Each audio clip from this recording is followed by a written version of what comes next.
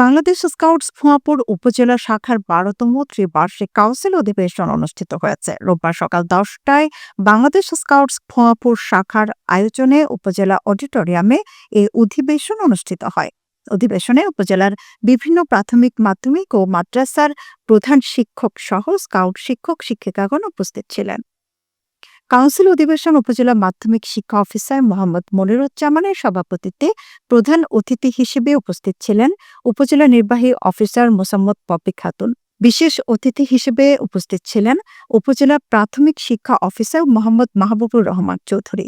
এ সময় বক্তব্য রাখেন উপজেলা মাধ্যমিক শিক্ষক সমিতির সভাপতি মোহাম্মদ সেলিমুজ্জামান তালুকদার সেলু, মাদ্রাসা শিক্ষক সমিতির সভাপতি মোহাম্মদ আফজাল উদ্দিন প্রমুখ। অনুষ্ঠান সঞ্চালনা করেন উপজেলা মাধ্যমিক শিক্ষক সমিতির সদস্য সচিব সন্তোষ কুমার দত্ত।